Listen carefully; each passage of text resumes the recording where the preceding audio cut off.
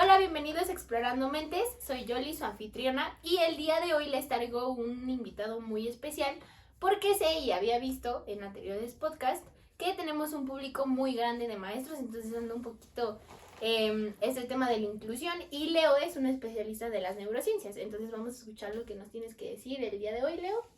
¿Qué tal, Jenny? Muchas gracias por esta invitación. La verdad me siento muy a gusto con esta invitación.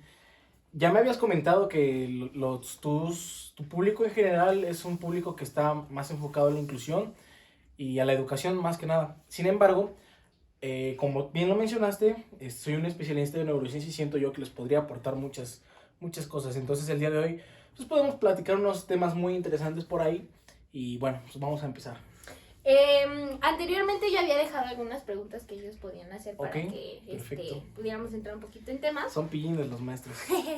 Y la primera pregunta que nos hicieron fue, las neurociencias, ¿cuáles son los aportes de la inclusión? ¿Cómo es que las neurociencias aportan a la inclusión? A la inclusión educativa.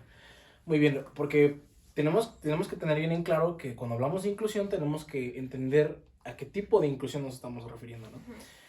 Como tu público es más educativo, pues nosotros nos tenemos que enfocar más en la inclusión educativa, ¿vale?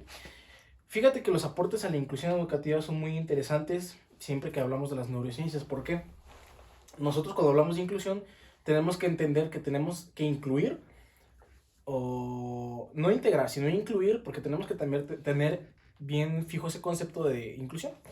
Entonces tenemos que saber a qué sector de la población o qué sector humano o del colectivo tenemos que nosotros incluir para que sea una inclusión, valga la redundancia de todas esas palabras que repetí mucho. Entonces, estas personas que sufren exclusión son las personas que tienen alguna condición, sea una discapacidad intelectual, un trastorno, etcétera, ¿no? Que ya ves que hacen muchos chistes de esas personas, son segregados en la sociedad. Entonces, es un tema que tenemos que tomarlo con seriedad y con mucha calma, ¿vale? Entonces, los aportes a la inclusión son los siguientes. Si tú vas a la neurociencia y le dices, oye, tú como inclusión, oye, neurociencia, ayúdame con tal tema, lo que la neurociencia se va a enfocar va a ser que tú identifiques cuáles son esos factores que están fallando en la mente del niño o en la mente del alumno del producto de estudio para que podamos identificar cómo ayudarlo. Es decir, si te llega un niño con alguna discapacidad intelectual, tú tienes que identificar qué sí puede hacer el alumno, ¿no? Entonces, ese es lo que aporta la neurociencia de la inclusión, identificar qué factores, más bien, identificar todo el proceso de cognición, todo el proceso de pensamiento, todo el proceso de aprendizaje y cuáles son las fallas que puede haber, de acuerdo a los trastornos que puede haber, de acuerdo a las discapacidades que puede haber, ¿no? Entonces, ese sería el aporte de la neurociencia a la inclusión. Bueno, y es muy interesante esta parte porque yo ya para este podcast investigué un poquito y también lo que me topé fue lo de los trastornos del neurodesarrollo, ¿no? Que está, si no mal me equivoco, el TEA, que es trastorno del espectro autista, el DI, que es discapacidad intelectual, el TDA, que es TDAH. Bueno, aquí existen dos tipos, TDA y TDAH. Ok, ahorita ahondamos un poco. Sí, y aparte fue una de las preguntas muy acertadas del público, que igual me hicieron favor de ponerlas para que yo te las preguntara. Ok, ya es toda la pregunta, ¿no? Sí, ¿no? ¿Qué trastornos, o sea, cómo influye esta parte de la inclusión a los trastornos del neurodesarrollo, que son los que ya comentamos ahorita? Ok, es una muy buena pregunta, fíjate, porque todo este tema de la neurociencia, pues es un tema profundísimo, ¿no? Y complejísimo. Sin embargo, no por el hecho de que sea complejo, que sea profundo, quiere decir que no seamos inmersos en ello, ¿ok? Entonces, de acuerdo a la pregunta que tú me haces, que es ¿cuáles son los trastornos? Esa es la pregunta. Fíjate que existen varios tipos. Los más comunes o los más... los más comunes que encontramos en la cotidianidad y con los alumnos, que pues, estamos enfocados en esta plática hacia los alumnos, hacia la educación, sería el trastorno de espectro autista, el trastorno de déficit de atención o trastorno de déficit de atención e hiperactividad y la discapacidad intelectual. Estos tienen características muy importantes. El primero, el que te mencioné, trastorno de espectro autista, perdón, que se me traba la lengua, tiene una característica muy peculiar. Todos tienen características peculiares, por eso es que son diferentes. Ujú. Entonces, el trastorno de espectro autista se caracteriza porque el alumno no puede diferenciar o no tiene la capacidad de entender al otro, Ya. que no puede entender como esa interacción, ¿ok? Y fíjate, tengo unas notas aquí, las traje. Entonces se caracteriza por las dificultades en comunicación y comportamientos repetitivos. Esto, por ejemplo, si tú vas a un aula donde hay un niño con trastorno de espectro autista, tú te vas a encontrar que el alumno, si es un alumno potencializado y con correcta educación, te vas a encontrar que tiene una rutina. Entonces, si tú cortas esa rutina, puede que tengas dificultades a la hora que tú le quieras enseñar al alumno, ¿ok? Entonces, eso es una cosa que tenemos que tomar mucho en cuenta. Es una característica principal del trastorno del espectro autista. Otra característica vamos con el de TDA o TDAH. El TDAH es trastorno de déficit por atención, eso es lo que quieren decir sus siglas. Okay. ¿Qué es lo que pasa con estas personas que sufren? Bueno, no sufren, sino que tienen esa condición. Porque también hay que tener cuidado con los conceptos que manejamos. Okay. Entonces, las personas que tienen esta condición tienen una dificultad en la atención que enfocan, porque tenemos que saber que la atención es el enfoque de tus sentidos en algo, ¿ok? Entonces, las personas que tienen trastorno de déficit de atención e hiperactividad o trastorno de déficit de atención, nada más, sin hiperactividad, así que no ande el niñito como chango, pues, saltando en las bancas o así, ya seguramente tú eres maestra y te ha de haber tocado algún caso así. Son los niños etiquetados de Siempre. es el maldoso, es el que no, y esas etiquetas también son, pero sí ya es más por el área educativa. Vamos por el área de la neurociencia. Estaba hablando sobre la atención y también aquí traje una nota muy, muy importante porque lo concreté muy, muy fácil. Entonces, esto quiere decir que implica problemas de atención, como te decía, e impulsividad. ¿Ok? Ya que entendimos que la atención es el enfoque de nuestros sentidos en algo, la impulsividad quiere decir que todos nuestros sentidos requieren de algo, requieren de un estímulo. Entonces, si no controlamos esa impulsividad, nos va a ser muy difícil. Entonces, ese también sería uno de los más grandes problemas y características, que otra vez me traba la lengua, al público una disculpa. Es una de las principales características, del trastorno de déficit por atención. Ya las voy a volver a ver allá porque nada más estoy viendo aquí a la entrevistadora. Y bueno, vamos a pasar con la discapacidad intelectual. La discapacidad intelectual tenemos que entenderlo por lo que dice. Discapacidad, no tener la capacidad intelectual del intelecto. Que quiere decir todos estos conjuntos que tenemos en nuestra mente.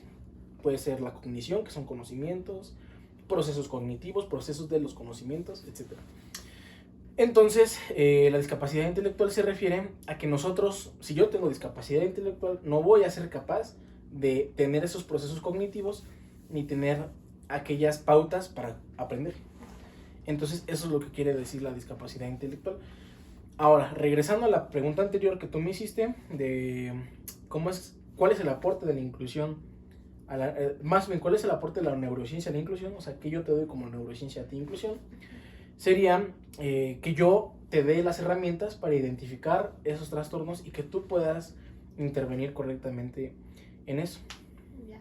Fíjate Así que es muy interesante esto porque, sobre todo la discapacidad intelectual, ¿no? Y el TEA, que son uno de los principales casos de trastornos del neurodesarrollo que podemos ver en algunas escuelas regulares, que sí existen instituciones como CAM o USAER que las trata muy independientemente y que obviamente CAM se encarga de atenderlas específicamente y USAER es más como apoyo, ¿no? Sí. Entonces, uno como maestro esto le sirve mucho porque a veces te lanzan ahí a las escuelas pues, sin nada, ¿no? Sin nada, no estás sabiendo esto. Entonces, a mí se me hace muy padre que nos compartas esto porque principalmente, y es algo muy, muy importante de recalcar, que para los niños con TEA es muchísimo más Ya sé que importante. disculpa que te interrumpa. No, no te preocupes. Estamos aquí buena onda platicando, ¿no? Muchísimo más importante Ajá. el aplicar esta parte de las estrategias y los métodos. Ujú. Entonces, ¿cómo es que la neurociencia podría implicarse en estos métodos o estrategias? ¿De qué manera? Ok, fíjate, hay dos puntos importantes que aquí podemos retomar, o más bien tomar, porque apenas, como el agua, ahorita que tomé el agua, que se me Sí, cayó sí. el teléfono, así esto es tomar. Son modelos de intervención que nosotros podemos encontrar y estrategias de intervención. ¿Cuáles son los modelos de intervención? Igual, no. Antes de pasar a los modelos de intervención, te quiero platicar de algo muy interesante, que es el antecedente para esos modelos de intervención, que es la teoría de la mente. ¿Ok? A lo mejor algunos maestros son muy cultos, que nos estarán viendo, pero hay algo muy interesante con la teoría de la mente, ¿vale? Y igual aquí te lo traje concreto para que no se me olvide, porque si de por sí se me traba la lengua, pues, se me puede olvidar algunas cosas, ¿no? Bueno, entonces la teoría de la mente pues es la capacidad, o se refiere a la capacidad de comprender los pensamientos y emociones de los demás, ¿ok? En los trastornos mencionados, ya ves que te mencioné unos anteriormente, si no eres olvidadiza como yo, y el público en general, puede haber dificultades en esta habilidad, ¿ok? Lo que afecta a las interacciones sociales y por ende la inclusión. La educación debe centrarse en desarrollar esta competencia y es un parrafito muy bonito que yo te escribí. ¿Por qué? Porque lo estoy diseñando y lo estoy direccionando hacia la inclusión, ¿no? Hacia la educación también, o sea, hacia la inclusión educativa, ¿no? Entonces, esta teoría de la mente nos habla de cómo nosotros, cómo es que funciona la mente, ¿no? ¿Qué es la mente? ¿Ok? Entonces, para el público en general, pues creo que está muy claro, ¿no? La teoría de la mente se refiere a cómo nosotros entendemos la mente, qué es la mente, y que nosotros tenemos esa capacidad de comprender los pensamientos y las emociones, digamos, de los demás, para tener una correcta interacción social. ¿Por qué la interacción social es tan importante en estos casos? Porque la interacción social es de nuestra vida cotidiana. O sea, la interacción social la vamos a encontrar con el maestro, con nuestro papá, con nuestro hermano, con nuestro amigo, con la novia, etcétera, ¿no? Entonces, si no hay interacción social, no hay desarrollo humano. ¿Ok? Entonces, ese es un principio primitivo de todo y eso es lo que encontramos ahí, ¿vale? Entonces ya para hablarte ahora de los modelos de intervención, que era lo que ahorita te estaba mencionando, pues digamos que un modelo, no es como la cerveza modelo, que le gusta mucho a los profes, que a mí no me gusta en lo personal la cerveza. Los modelos de intervención son como, no son como, porque también hay que cuidar eso, ¿no? Son digamos como estos caminos ya hechos, como estos moldes que nosotros podemos usar para meter ahí el aprendizaje, pero de una manera que sí le entre al niño, ¿no? ¿Por qué? Fíjate, les voy a hacer una plática gráfica. Yo el otro día veía una imagen muy interesante en Facebook de una maestra que es de forma cuadrada, digamos una figura geométrica cuadrada, un círculo como alumno, un triángulo como alumno y un rectángulo como alumno. Entonces lo que la maestra pretendía, o sea, estaba empujando así al círculo, lo estaba empujando hacia la puerta cuadrada, no cabía. Empujaba también al triángulo, no cabía. Empujaba también al rectángulo, tampoco cabía. ¿Qué nos quiere decir esto y qué nos reflexiona esto? ¿A qué nos antecede esto, no? Pues que esa figura cuadrada no podemos nosotros meter a los alumnos que no tengan esa forma. Entonces, a eso me refiero, ¿no? Yo, a la hora de decir que un molde, ¿no? Que nosotros podemos meter esa mezcla de aprendizaje a un molde que le quepa al alumno, ¿no? Porque es muy importante, ya sea en la inclusión, porque la inclusión es la piedra angular que nos va a llevar al éxito educativo, hoy en la modernidad. Pero las formas que nosotros le demos de aprendizaje a nuestros alumnos deben estar adaptadas a ellos, ¿no? Claro. Yo como experto en neurociencia lo sé, y usted, maestro, que tiene 50 años de servicio, 70 años de servicio, 100, los de Cristo también, tiene que saber que la innovación de esta educación no tiene que ver con hacer cosas nuevas, sino que tiene que ver con comprender la educación como se debe hacer, ¿no? Entonces, ahora sí procedo con los modelos de intervención. Uno de estos es ABBA. No sé si lo hayas escuchado tú. No es ABBA el grupo musical de los 70s. No es así. Tampoco es... tampoco. Teach es otro de ellos. TA, CCH. No CCH de los que están en Ciudad de México, de la UNAM, no. CCH así nada más. Y Floor Time, ¿ok? ¿Cómo se aplican estos? ¿Cómo aplicar en el abordaje educativo estos trastornos? Más bien, ¿cómo se aplican estos modelos de intervención a los trastornos? Ok, bueno. Pues mira, estos modelos son enfoques estructurados que adaptan, lo que te decía de las figuras, que adaptan el entorno educativo. ABA, te voy a leer qué es. Es análisis de comportamiento aplicado. Ya. ¿Ok? Y se centra en reforzar conductas positivas. Es decir, yo como maestro, no soy maestro, soy experto en neurociencia. Yo como maestro voy a adaptar estos entornos para que tú tengas conductas positivas y te las voy a reforzar. Es decir, si yo veo que a ti, niño con TEA, te funciona tener una rutina de aprendizaje, una rutina de ciertos hábitos que te llevan al aprendizaje, lo voy a aplicar, ¿ok? Entonces, eso sería el reforzamiento positivo y eso sería ABA, ¿ok? Ahora, el modelo de intervención TEACH proporciona estructuras visuales y organizativas, ¿ok? Muy concreto, muy fácil. Floor Time destaca la interacción social dirigida, ¿ok? Y combinar estos métodos nos permite una intervención personalizada.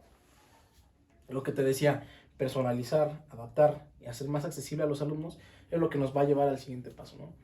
Esto es lo que te aporta también, o sea, como todas estas preguntas son transversales porque nos llevan a una misma respuesta, que es la correcta intervención con los niños y entenderlos, identificar cuáles son sus factores que le están haciendo falta al niño para desarrollarse, y usted como maestro potencializarlos. Así que ojo, maestros, tomen nota porque eso no se les debe olvidar, ¿ok?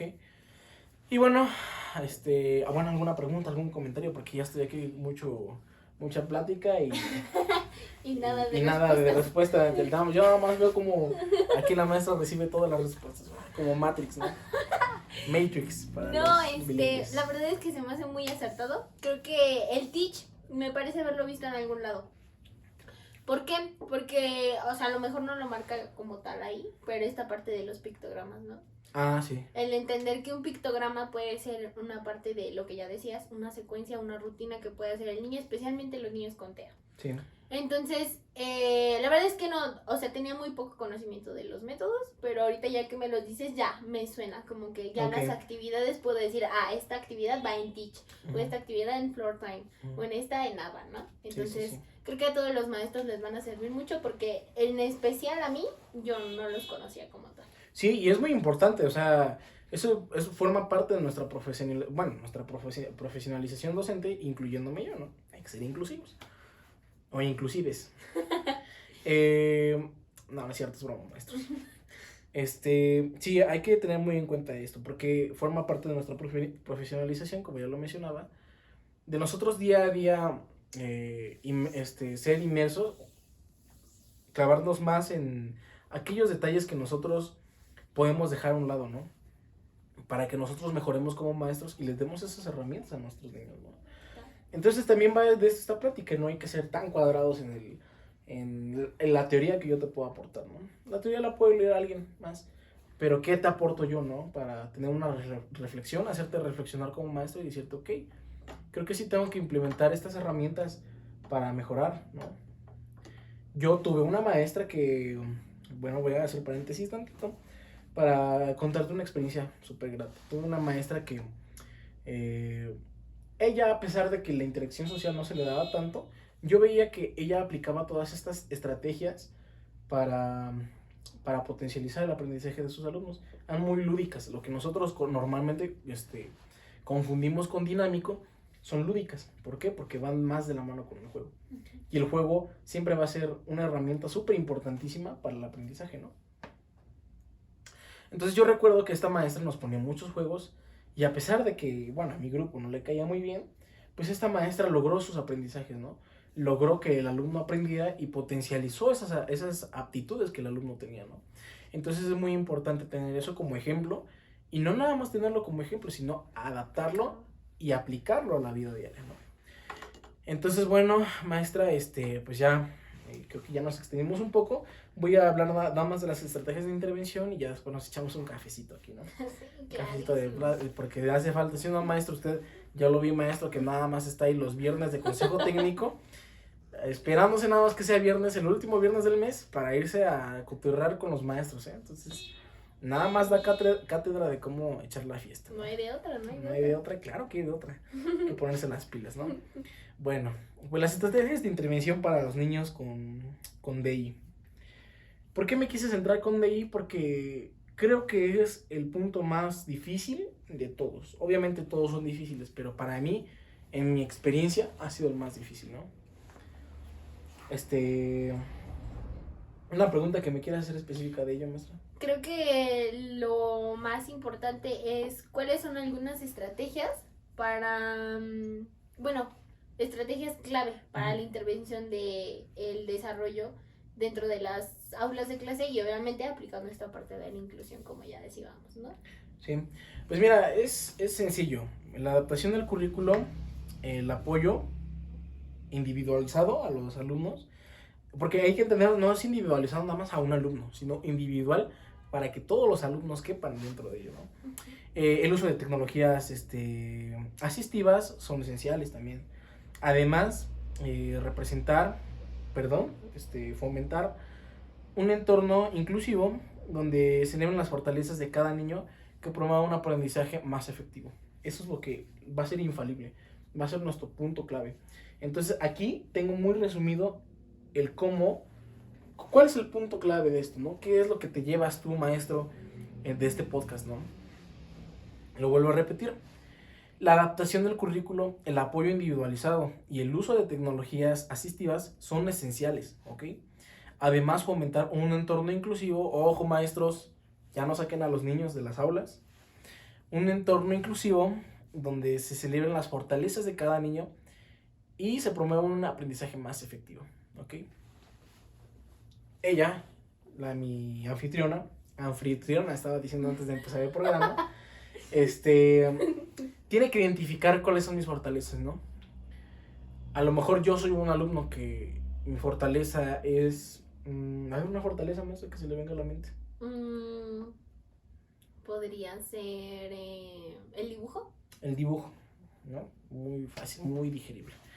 Mi fortaleza es el dibujo. ¿Qué va a hacer ella, no? Para potencializar mi aprendizaje. No quiere decir que yo me voy a hacer un experto en dibujo y nada más me voy a enfocar en el dibujo, no. Quiere decir que yo voy a aprovechar esa habilidad con dibujo que tengo, esa fácil digestión de aprendizaje. Digestión, ya estoy pensando en comer. Esa digestión de aprendizaje con el dibujo, ¿ok? Entonces, bueno, pues esa sería la estrategia de intervención, ¿no? Que es es el objetivo de todas las estrategias de intervención que deben tener, todas, de cualquier trastorno, porque no nada más hay que hablar de trastornos, sino también hay que hablar de por ejemplo, de los niños que tienen habilidades sobresalientes. También ello no hay que dejarlo atrás. O un niño regular, no le pasa nada, maestro, si no tiene un alumno con un trastorno, si no tiene un alumno con alguna actitud sobresaliente o alguna aptitud sobresaliente. También puede aplicar estos métodos y estrategias. Sí, claro, para un niño regular, y un niño regular se puede convertir en su Einstein, maestro. Así que si lo quiere sacar de pobre, si quiere salir de pobre, póngase las pilas. Maestro, ¿no? Bueno, pues Leo, pues yo creo que este podcast ha sido muy satisfactorio para todos los que nos están viendo, inclusive para mí. Te agradezco mucho, comparto mucho el conocimiento que tienes. Gracias. Y que sigas compartiéndolo, ¿no? Porque gracias. Va teniendo un impacto en toda esta parte de la docencia y que no solamente a los docentes que ya están formados, ¿no? Así también es. A los docentes que están en proceso de formarse. Ojo. Entonces, si me lo permites, voy a cerrar el podcast. Entonces, claro que sí. ¿sí? Yo con mucho gusto. Bueno, muchísimas gracias por vernos. Espero que les haya gustado. Acompáñenos para la próxima y sigan viendo. Mándame.